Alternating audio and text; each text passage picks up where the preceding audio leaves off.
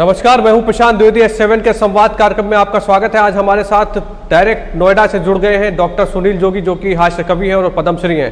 बहुत बहुत स्वागत है डॉक्टर साहब आपका हमारे संवाद कार्यक्रम में। आपका भी बहुत बहुत धन्यवाद, बहुत बहुत आभार आपका और S7 आपके चैनल का। डॉक्टर साहब, इस समय पूरा विश्व जो है कोरोना वायरस से परेशान है। अपने भारत में भी जिस तरह से परेशानी दिखाई पड़ रही है, लगातार लोग जो है लॉकडाउन में हैं और लगातार समस्याएं सामने जिस तरह से आ रही हैं, उसको देखते हुए क्या कहेंगे आप?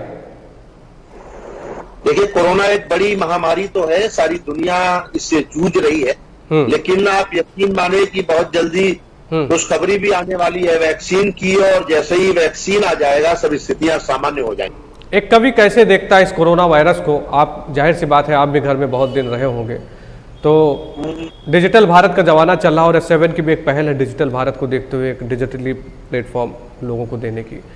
तो आपने क्या क्या लिखा? कोरोना में क्या किया आपने? कोरोना ने हमें बहुत कुछ सिखाया है। कोरोना ने एक तो हमारे जीवन शैली में बदलाव किए हैं। कोरोना ने पूरे देश को यह बता दिया कि आयुर्वेद का महत्व क्या है। एक आम आदमी भी समझ गया कि आयुर्वेद का जो काढ़ा है, गिरोए है, तुलसी है, इसका सबका महत्व क्या है और स्वास्थ्य पे कितना उपयोगी है। ये सब आयुर्वेद का बहुत सम्मान बढ़ा है और घर घर में योग करने लगे हैं लोग।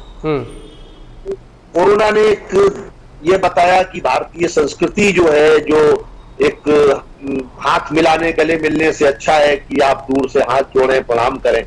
तो इस संस्कृति को भी बताया कोरोना ने कि भारतीय संस्कृति श्रेष्ठ है, लेकिन निश्चित तौर पे नुकसान भी बहुत किया है। आर्थिक मंदी आई है और जो गरीब हैं, मजदूर हैं और जो लोग नौकरी पेशे वाले लोग हैं, सबके लिए रोजगार की समस्या तो हो गई है और मंदी की तरफ तो भारत बढ़ गया है। लेकिन मैं समझता हूं कि बहुत जल्दी सब कुछ ठीक होगा। आप एक कवि हैं, आपने कुछ रचनाएं क्या कोरोना में, कुछ जब कोरोना काल में आप घर पे थे तो कुछ रचनाएं आपने लिखी क्या? कुछ कविताएं लिखी? मैं हमेशा नया लिखता हूं और जो भी घटनाएं देश में दुनिया में घटती हैं उन पर मैं लिखता भी हूं। कोरोना पे, लॉकडाउन पे और सारे विषयों पे लगभग मैंने कविताएं लिखी और अच्छा समय मिला मुझे लेखन का, तो अलग अलग विषयों पर नई नई कविताएं लिखी। हाँ, तो कुछ सुनाइए, हमें भी, हमारे दर्शकों को सुनाइए आप कि क्या लिखा है आपने। मैं कोरोना पर भी सुनाता हूं और एक कविता मैं आपको लॉकडाउन पर भी सुनाता हूं। जी जी, सुनाइए। मैं सबसे पहले कहना चाहता हूं कि कोरोना से डरने की जरूरत नहीं है। कोरोना जो है वो कहीं ना कहीं हमें शिक्षा देने आया है। तो मैंने कोरोना पर भी लिखा और अलग अलग विषयों पर लिखा। मैं आपको निकाल के अभी कुछ नई कविताएं लिखता हूँ तो आपको अच्छा लगेगा। जी जी, तो मैंने ये हौसला देते हुए देश के लोगों को ये कहा कि कोरोना जो है वो एक युद्ध है। ये कविता मैंने लिखी कि ये युद्ध है, ये युद्ध है, ये जिंदगी का युद्ध है। जो रुक गया झुका नहीं, अड़ा रहा झुका नहीं, लड़ा वो जीत जाएगा, डरा वो मात खाएगा। जो इस भंवर से पार हो गया वही प्रबुद्ध है। ये युद्ध है, ये युद्ध है, ये जिंदगी का युद्ध है। ये है समय की आपदा, नहीं रहेगी सर्वदा। अगर मनुष्य ठान ले, स्वयं की शक्ति जान ले, वही हंसेगा एक दिन जो है निराश क्रुद्ध है। ये युद्ध है, ये युद्ध है, ये जिंदगी का युद्ध है। हटो नहीं, डटे रहो, स्वयं की शक्ति जान लो। जो शक्ति जान जाओगे समुद्र लांग जाओगे। जो हार मान ले यहाँ स्वयं के वो विरुद्ध है। ये युद्ध है, ये युद्ध है, ये जिंदगी का युद्ध है। ये साधना का वक्त है, आराधना का वक्त है। करेंगे मिलके प्रार्थना, है आज सबको जागना। जिसे ये बोध हो गया वही तो बना बुद्ध है। ये युद्ध है, ये युद्ध है, ये जिंदगी का युद्ध है। तू शक्ति से अपार है, तू हौसलों का ज्वार है। समस्त शौर्य धार कर तू शत्रु पर प्रहार कर। तू चेतना से, भावना से, आत्मा से शुद्ध है। ये युद्ध है, ये युद्ध है, ये जिंदगी का युद्ध है। तो मुझे लगता है, क्या बात है, क्या बात है, बहुत बड़ा, शानदार, जीतने वाला है। जी जी जी जी जी।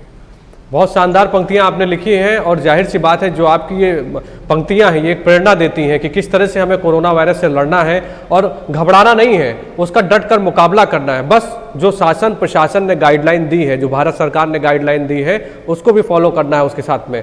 बहुत बढ़िया सुनाया आपने। अब आपने कोरोना के ऊपर क्या लिखा था? मतलब ये तो आपने लॉकडाउन के ऊपर लिखा कि युद्ध है, अब इसके आगे क्या लिखा था आपने?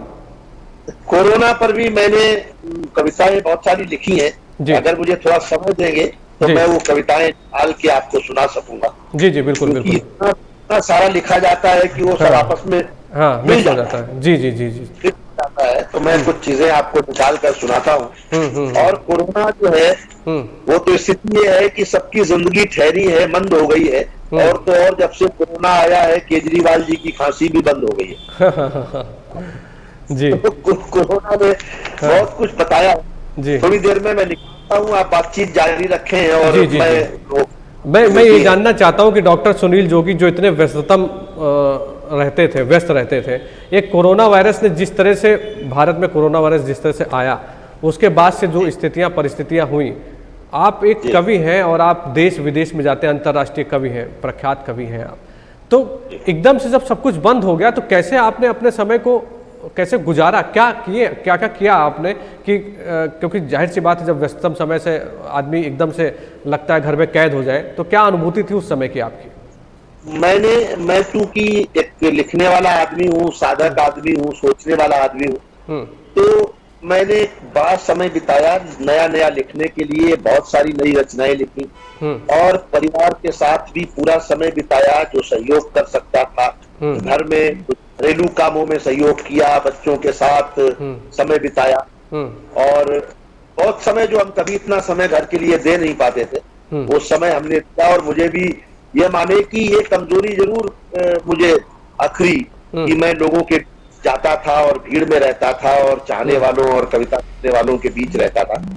लेकिन ये कमी अखरी और अभी भी अखर रही है। लेकिन आर्थिक नुकसान भी किया कोरोना ने निश्चित तौर पे। लेकिन साथ रहकर और ये जाना कि परिवार के साथ ज्यादा समय बिताया और बच्चों के साथ बहुत घुल मिल के रहे अभी भी। और खूब टहले भी, योगा भी किया और बहुत सारे इस तरह के काम किए। किताबें अधूरी पड़ी थी वो पूरी की और इस तरह के काम किए जो मुझे लगता था कि बहुत समय से समय मिला नहीं था काम करने के लिए, वो काम भी मैंने। सही है।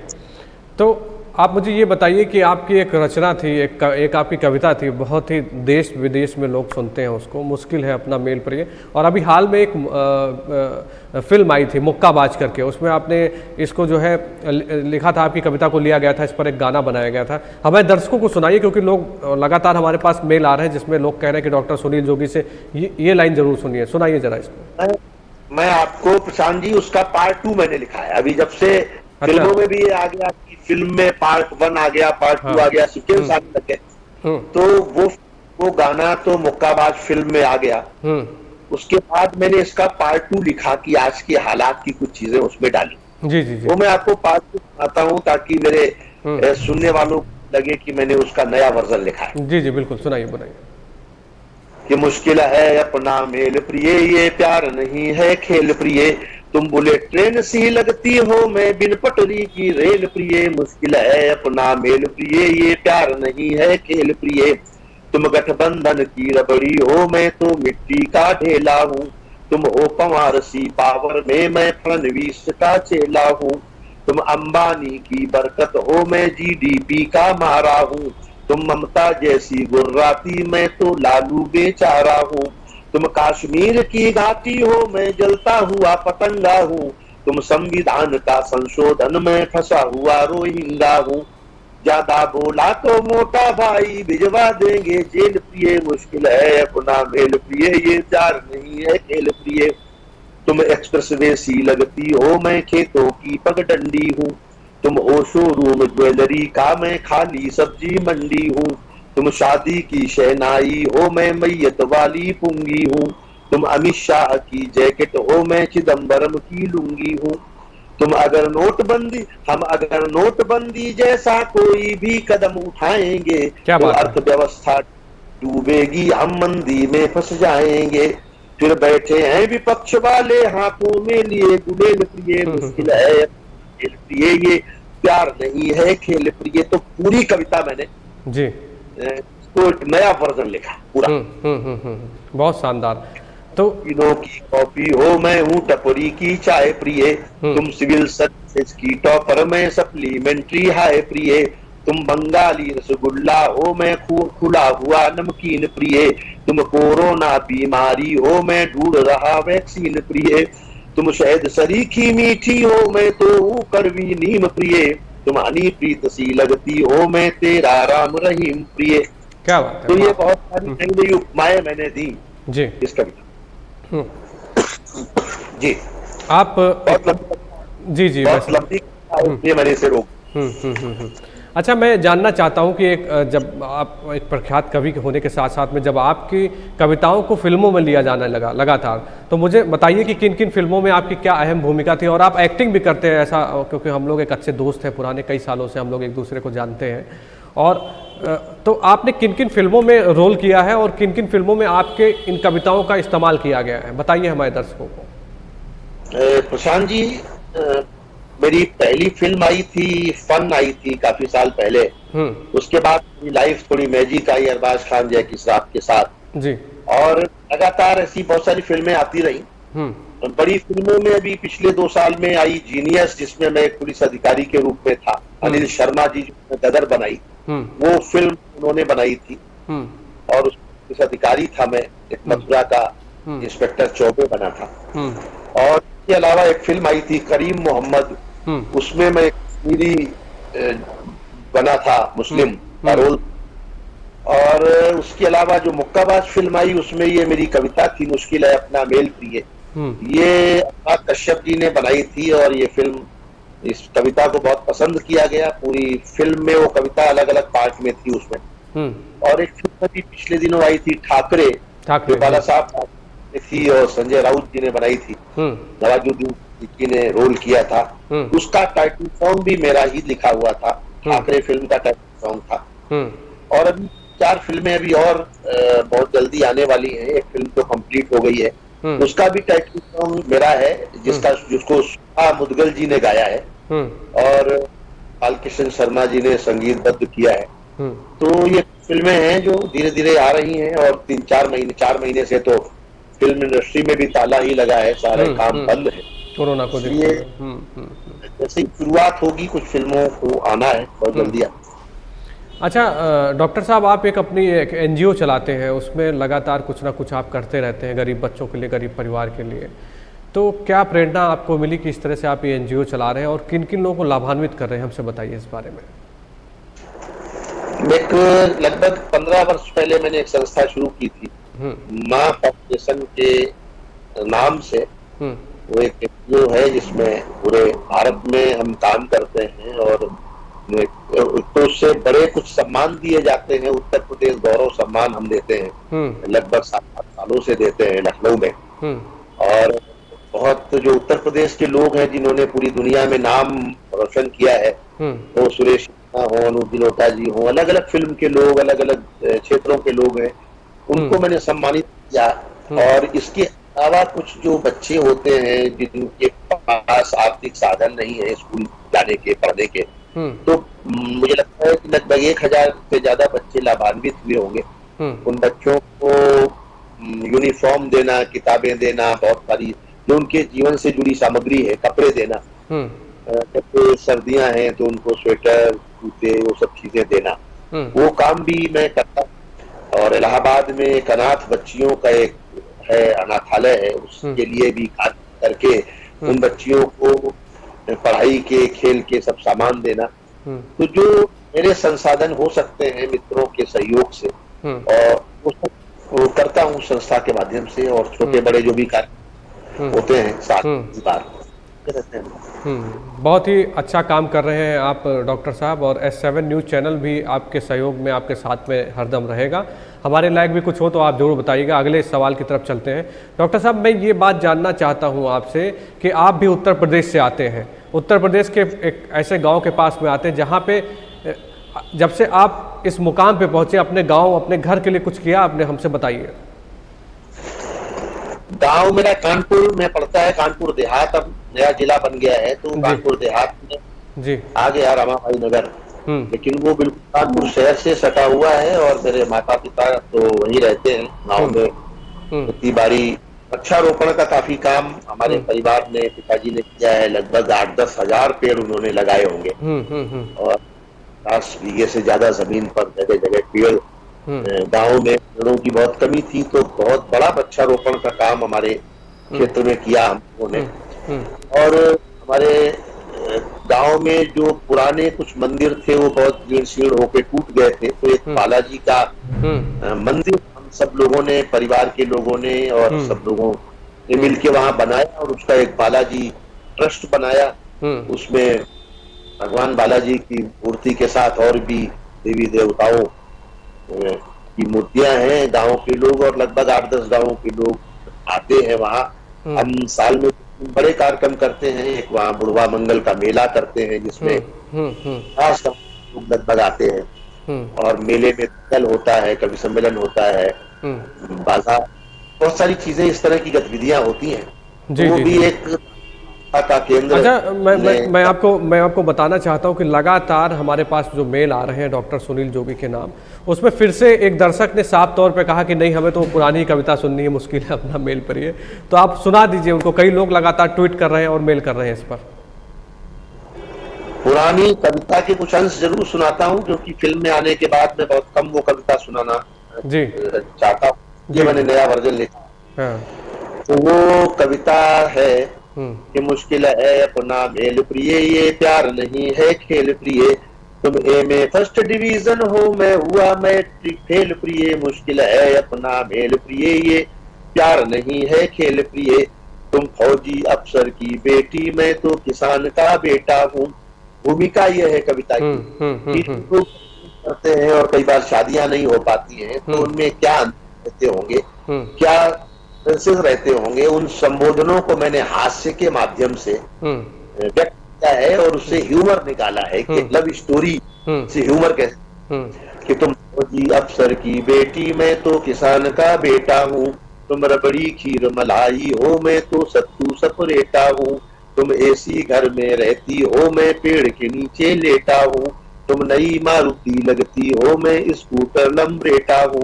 इस तरह अगर हम छुप छुप कर आपस में प्यार बढ़ाएंगे, तो एक रोज तेरे डैडी अमरीश पुरी बन जाएंगे।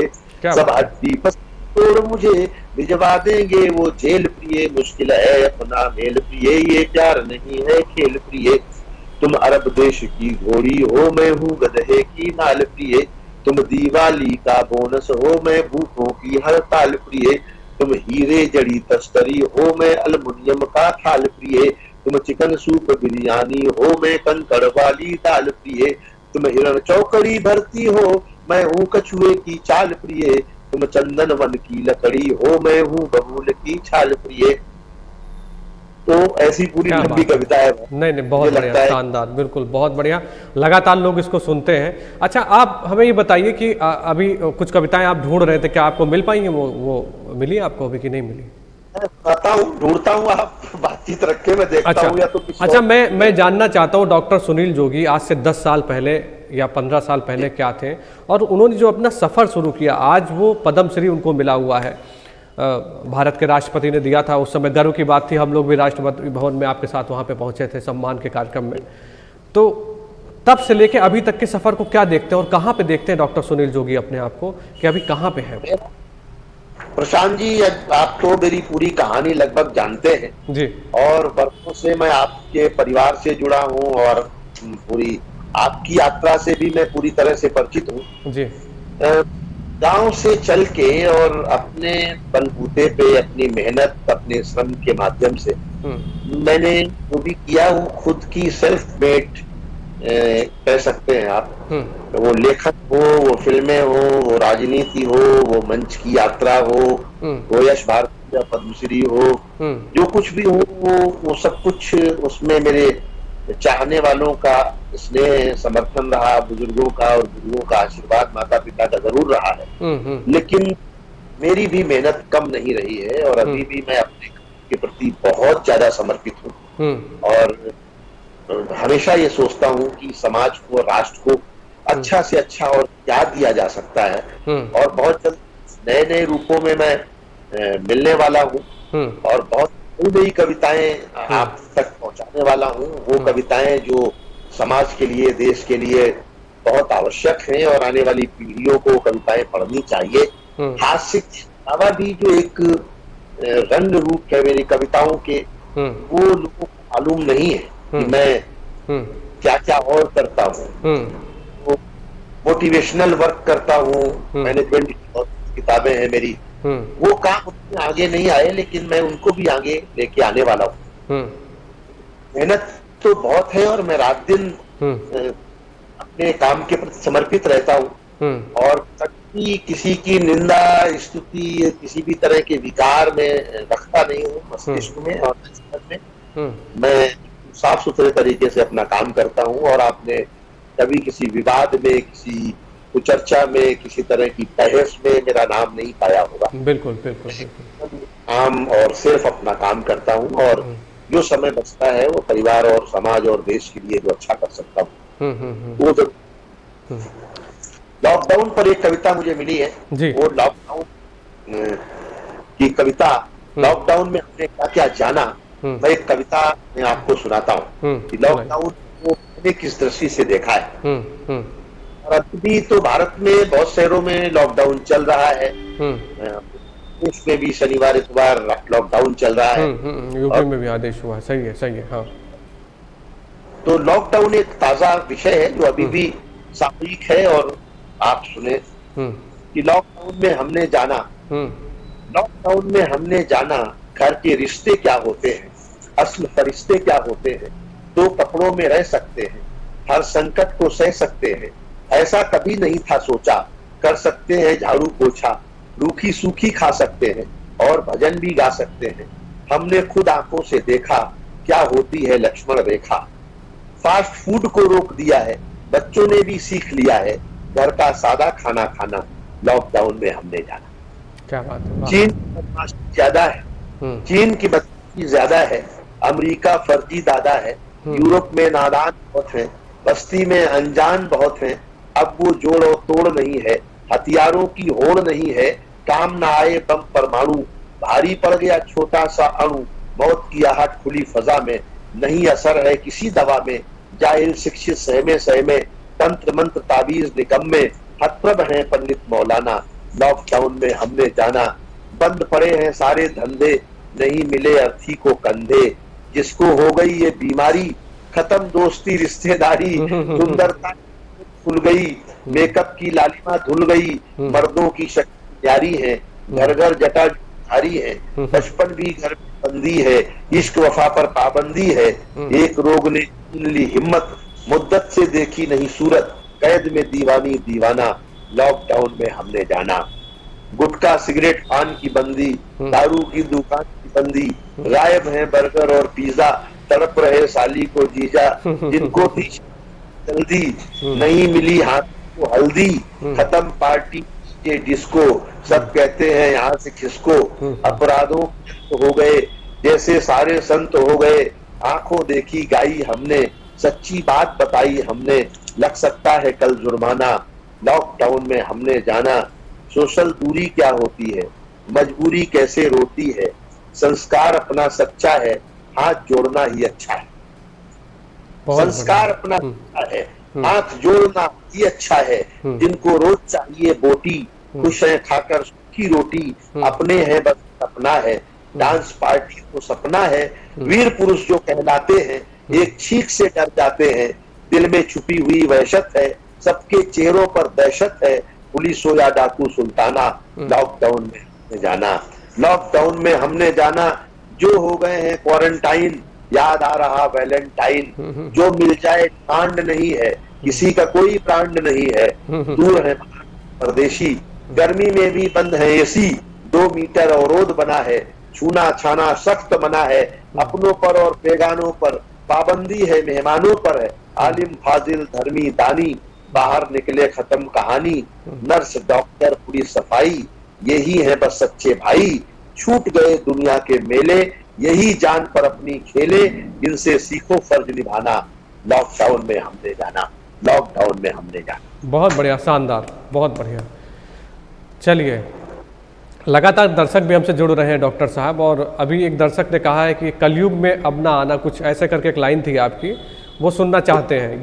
ये मुझे बताइए कि पहली कविता कौन सी थी आपकी, यही थी क्या? ऐसा वो कह रहे हैं क्या? ऐसे मेरी पहली कविता तो अगर बचपन की कविताओं से जोड़े तो गांव के कुछ गीत थे, जो गांव में मैं रहता था तो गांव के परिदृश्य के थे। जो कविता रचित हुई शुरुआत में वो पहली कविता थी, सब कुछ डावाडोल मिलेगा आने वाली पीढ़ी को, ढोल के भीतर मिलेगा आने वाली पीढ़ी को, दाने गिनकर दाल मिलेगी, गेहूं की बस छाल मिलेगी, पानी के इंजेक्शन होंगे, घोषित रोज इलेक्शन होंगे, हलवाई हैरान मिलेंगे, बिन चीनी मिष्ठान मिलेंगे, जलने वाला खेल मिलेगा, बस मिट्टी का तेल मिलेगा, शीशी में पेट्रोल मिलेगा आने वाली पीढ़ी को, ढोल के भीतर पोल मिलेगा आने वाली पीढ़ी को। ये लंबी कविता। अच्छा, मुझे समझाइए कि जैसे आपने इतने पहले कविता लिख दी, ढोल के आगे पोल मिलेगा, और जो स्थितियां दिखाई पड़ती वो क्या एक कवि कैसे देख लेता है इतनी परिस्थितियों को, इतनी स्थितियों को, कि इतने साल बाद वो जो लिखता है वो कहीं ना कहीं चरित्रार्थ दिखता है, दिखाई पड़ता है कि जो आपने लिखा कि ढोल के आगे पोल मिलेगा, जिस तरह से आपने डिस्क्राइब किया उसको, कैसे सोचते हैं आप? मतलब ये कैसे विचार आते हैं मन में, मैं समझना चाहता हूँ आपसे।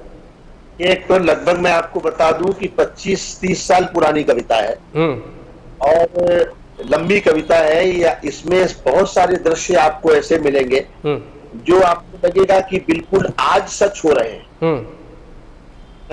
तो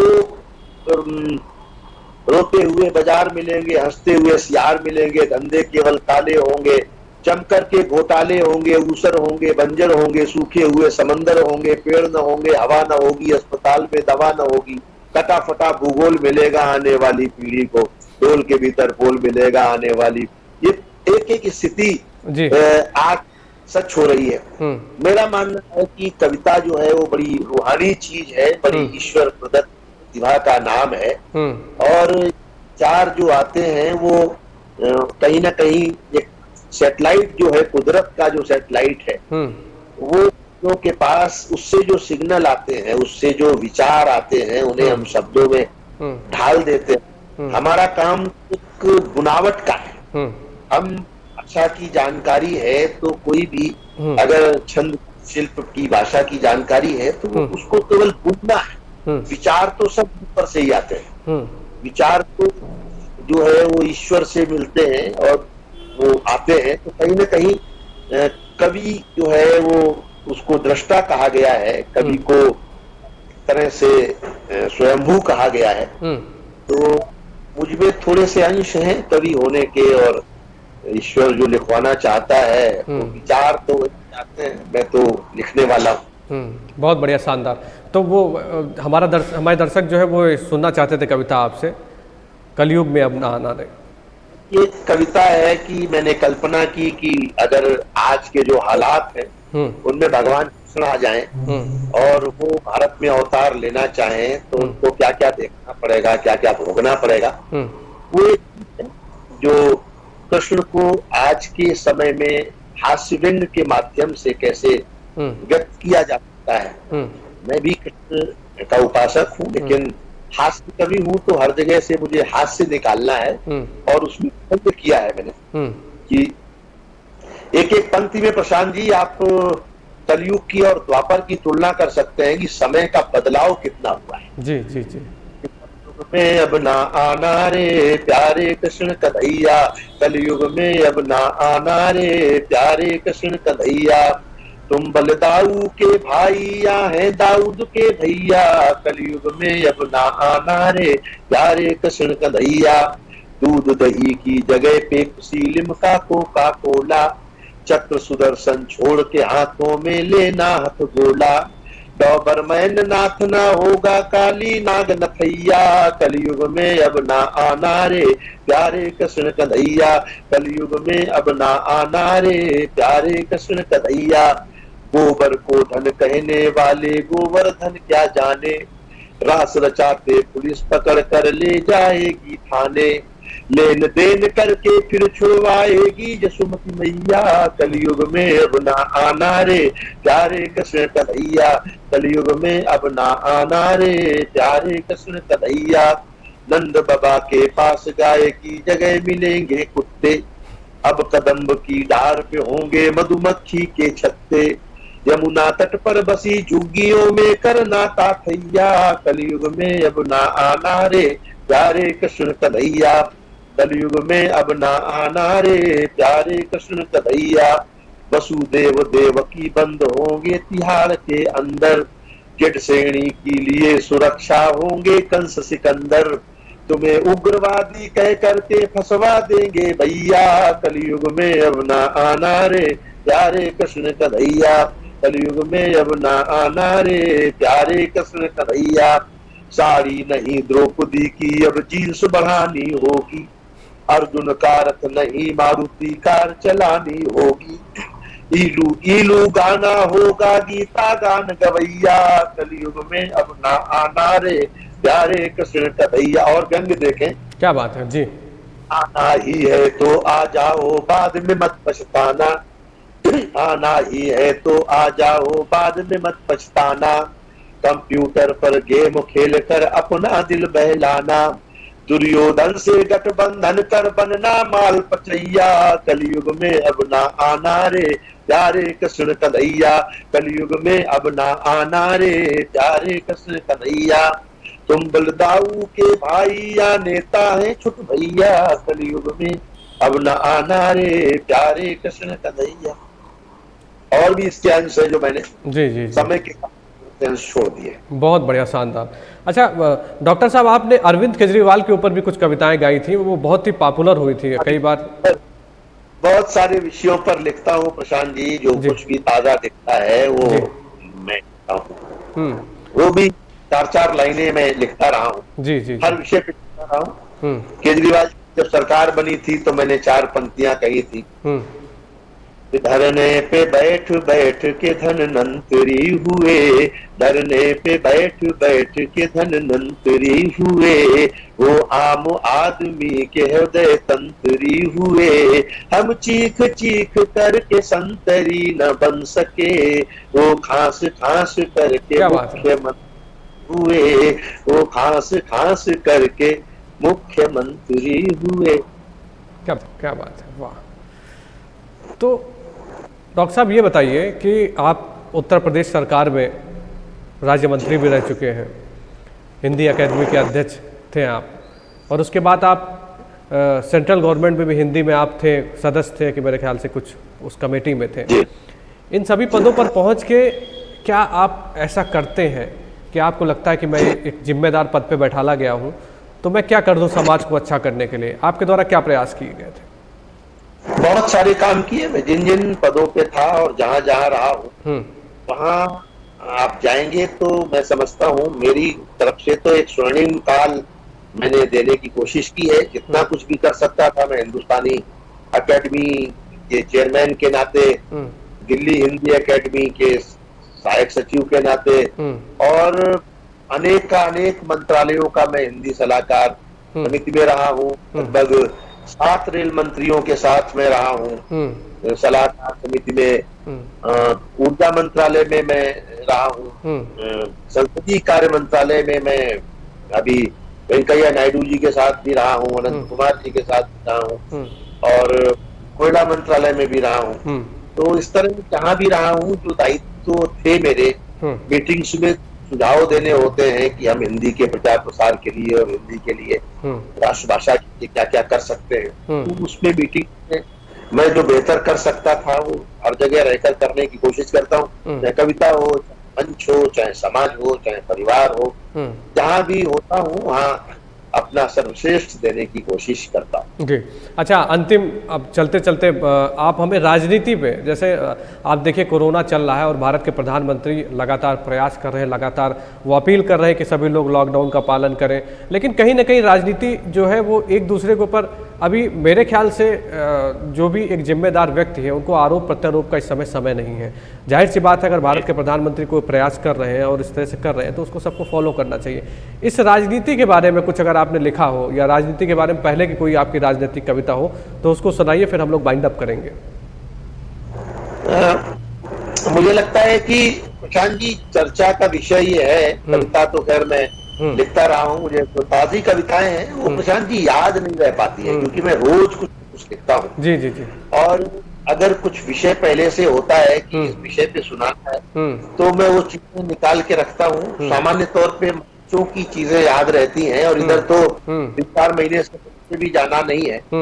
तो अगर कुछ है वो किसी और अवसर पे मैं जरूर सुनाऊंगा। ठीक है, बिल्कुल। लेकिन ये जरूर कहना चाहूंगा कि मैं ये राजनीति का समय नहीं है। आपने बिल्कुल सही कहा, आप बहुत ही यशस्वी, तेजस्वी और युवा पत्रकार हैं। आप भी हर फोरम पे जहां भी रहे हैं, अपनी सार्थक बातों से आपने भी एक अच्छी पहचान बनाई है, और सुलझी हुई बातों से। पत्रकारिता में भी सुलझे हुए लोग बहुत ज्यादा नहीं हैं, और युवा पीढ़ी से बहुत उम्मीदें हैं। विकृत रूप राजनीति का नहीं हुआ है, पत्रकारिता का भी हुआ है। कई जगह पत्रकारिता में भी जो हमारे बंधु हैं वो की रिपोर्टिंग भी नकारात्मक मुझे दिखती है। घटना प्रधान, सनसनी पैदा करने वाली, डर फैलाने वाली, जादू टोने वाली और तमाम तरह की बेतुकी बातों को लेके जो रिपोर्टिंग होती है, वो एक व्यवस्था हो सकती होगी। 24 घंटे चैनल चलाना है तो कुछ 24 घंटे सार्थक बातें तो नहीं की जा सकती। इसी तरह राजनीति में ये आरोप प्रत्यारोप का समय नहीं है, लेकिन दुख ये जरूर होता है जान के कि एक तरफ तो ये है कि भाई कोरोना में 20 लोगों से ज्यादा एक साथ नहीं घाट पे जा सकते हैं, 50 से ज्यादा शादी समारोह में नहीं शामिल हो सकते हैं। लेकिन ऐसे में भी जब विधायकों की खरीद फरोख्त होती है और 50-50, 20-20, 40-40 विधायक एक होटल में रहते हैं, मीटिंग करते हैं, शपथ ग्रहण भी होते हैं, सारी गतिविधियां उसी तरह जब चलती दिखाई देती हैं, तो कई बार लगता है कि ये थोड़ी बेईमानी है। अगर हम आम आदमी से अपेक्षा करते हैं कि वो सरकार के दिशा निर्देशों का पालन करे, स्वास्थ्य मंत्रालय के, तो सरकार के या नेताओं की राजनीति से भी अपेक्षा की जाती है कि उनकी भी रैलियों में, मीटिंग में और उनकी भी जो दिनचर्याएं हैं उसमें भी कहीं ना कहीं संयम दिखाई पड़ना चाहिए, जागरूकता दिखाई पड़नी चाहिए, जो कई बार मुझे लगता है कि वो चूक हो जाती है। जनता को लगता है कि सारे नियम कानून जो हैं वो हमारे लिए हैं, लेकिन सरकारों ने बहुत अच्छा काम किया है। योगी जी ने बहुत कड़ाई से यहाँ लॉकडाउन से लेके और कोरोना काल को बहुत ही सूझबूझ के साथ, चाहे वो रोजगार हो, चाहे वो लॉकडाउन और नियमों का पालन हो, पूरी मुस्तैदी के साथ। और इस अवसर पर मैं आपके चैनल के माध्यम से, इस कार्यक्रम के माध्यम से जो कोरोना वॉरियर्स हमारे हैं, वो चाहे डॉक्टर हैं, 4 महीने से लगातार वो लगे हुए हैं, चाहे वो डॉक्टर्स हो, नर्सें हो, मेडिकल स्टाफ हो या सफाई कर्मी हो, खास तौर पे जिन्हें उन कोरोना पेशेंट जो हैं उनकी सफाई का ध्यान रखने वाले लोग हों, हमारे कुछ पुलिस कर्मी हो, सुरक्षा में लगे लोग हों, या मीडिया कर्मी हो जो रात दिन हमारे लिए खतरों से जूझ कर, खेल कर खबरें पहुंचाते रहे। जो भी कोरोना वॉरियर, और आजकल जो लोग प्लाज्मा दे रहे हैं या टेस्टिंग के लिए जो लोग आगे आ रहे हैं, मैं उन सबको सल्यूट करता हूं। ये निश्चित तौर पे भारत के लिए बड़ा काम कर रहे हैं, मानवता के लिए बड़ा काम कर रहे हैं, और ये हमें सीख लेना चाहिए कि समाज में अभी भी बहुत अच्छे अच्छे लोग हैं जो सेवादारी हैं और जिन्होंने भारत को कोरोना से अगर बहुत बचाव हुआ है। 135 करोड़ के देश में अगर जो बहुत लोगों की जानें बची हैं, जो हमें सुरक्षित हैं, उसमें हमारा इम्यूनिटी पावर तो है ही, लेकिन लोगों की सेवा भी है। और सरकार ने जागरूकता फैलाने में कोई कसर नहीं रखी। सरकार ने एक व्यक्ति को यह बता दिया कि हमें कैसे रहना है और कैसे कोरोना से बचना है। 135 करोड़ के देश में ये कर पाना बहुत आसान नहीं था, लेकिन भी किया गया। इसकी तारीफ मैं भी करता हूं और WHO भी करता है। तो हम कोरोना से विजय की ओर हैं, और अगर भारत से वैक्सीन की खुशखबरी आती है तो निश्चित तौर पे हम विश्व गुरु हो जाएंगे। मैं सब लोगों को शुभकामनाएं भी देता हूं, बधाई भी देता हूं, और मेरी तरफ से आपको भी, आपके चैनल को भी बहुत बहुत शुभकामनाएं। मैंने आपके कई इंटरव्यू देखे, हरीश रावत जी का भी देखा और भी कई इंटरव्यू आपके देखे जी। तो मुझे अच्छा लगा प्रशांत जी आपसे बात करके, और कोरोना के बाद हम रूबरू बैठकर भी ये इंटरव्यू करेंगे। आज हम बिल्कुल करेंगे। और चलिए डॉक्टर साहब, आपका बहुत बहुत धन्यवाद। ईश्वर करे कि आप आगे बढ़ें और इसी तरह से हमारे देश का नाम पूरे विश्व में करें, हर जगह पर करें और बड़े बड़े कार्यक्रम भी करें। जल्दी ही कोरोना वायरस का जो है वो पूरे विश्व से कोरोना वायरस समाप्त हो। हमारी बहुत बहुत शुभकामनाएं, हमारी टीम की बहुत बहुत शुभकामनाएं कि आप सीधे हमसे नोएडा से जुड़े, इसके लिए आपका बहुत बहुत साधुवाद। Thank you. तो ये थे डॉक्टर सुनील जोगी पद्मश्री, जो हमारे साथ में सीधे नोएडा से लाइव जुड़े थे, जिन्होंने अपने बारे में बताया और संवाद कार्यक्रम में हमें इतना समय दिया। तो S7 न्यूज़ चैनल भी आपसे करता है अपील, सुरक्षित रहिए, घर में रहिए, मास्क लगा के रहिए, उचित दूरी बना के रखिए और ज़्यादा जरूरी काम हो तभी घरों से बाहर निकलिए और भारत सरकार और उत्तर प्रदेश सरकार की गाइडलाइन का सभी लोग पालन करिए। नमस्कार।